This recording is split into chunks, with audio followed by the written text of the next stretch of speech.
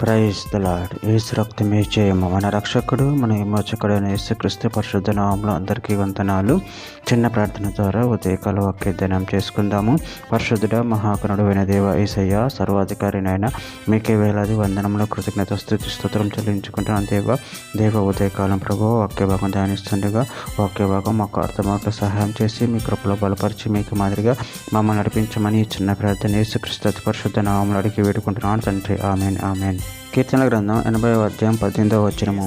అప్పుడు మేము నీ యొద్ద నుండి తొలగిపోము, నువ్వు మమ్మను బ్రతికింపుము, అప్పుడు నీ నామమును బట్టి మేము మొరపెట్టుదుము. ఆమెన్. దేవుడి వాక్య భాగం దీవించునుగాక.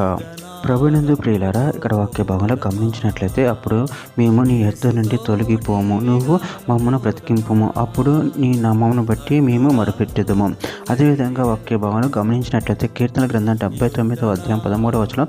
అప్పుడు నీ ప్రజలమును నీ మంద గొర్రెలమునైన మేము సదాకాలము నీకు కృతజ్ఞతాస్తుతులు చెల్లించెదము, తరతరముల వరకు నీ కీర్తిని ప్రచురించెదము.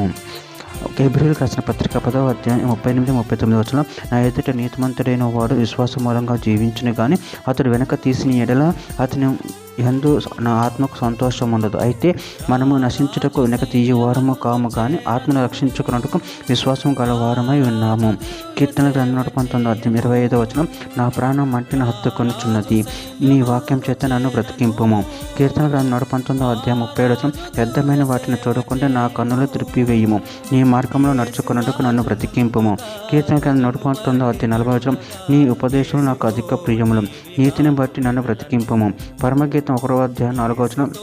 నన్ను ఆకర్షించము, మేము నీ యొద్దకు పరిగెత్తి వచ్చేదము. రాజు తన అంతఃపురంలోకి నన్ను చేర్చుకొని నిన్ను బట్టియే మేము ఉత్సాహించదము. ద్రాక్షరసం కన్నా నీ ప్రేమను ఎక్కువగా స్మరించదము. యథార్థమైన మనసుతో వారు నిన్ను ప్రేమించుచున్నారు. పిలిపిలికి రాసిన పత్రిక 2వ అధ్యాయం 12-13 వచనం. కాగా నా ప్రియులారా, మీరు ఎల్లప్పుడూ విధేయులైన ప్రకారం నా ఎదుట ఉన్నప్పుడు మాత్రమే కాక మరి ఎక్కువగా నేను మీతో లేని ఈ కాలమందును భయంతోనూ వణుకుతోనూ మీ సొంత రక్షణ కొనసాగించుకునండి. ఎందుకనగా మీరు ఇచ్చేయించుటకును కార్యసిద్ధి కలుగ చేసుకున్నట్టుకును తన దయా సంకల్పం నెరవేరుటకు మీలో కార్యసిద్ధి కలుగ చేయువాడు దేవుడే. చివరిగా ఒక మాట. ఎఫెసీయులకు రాసిన పత్రిక 2వ అధ్యాయం 5వ వచనం. కృపచేత మీరు రక్షింపబడి ఉన్నారు. ఆమె. దేవుడి వాక్య భాగం జీవించిన చిన్న ప్రార్థన చేసుకుందాము.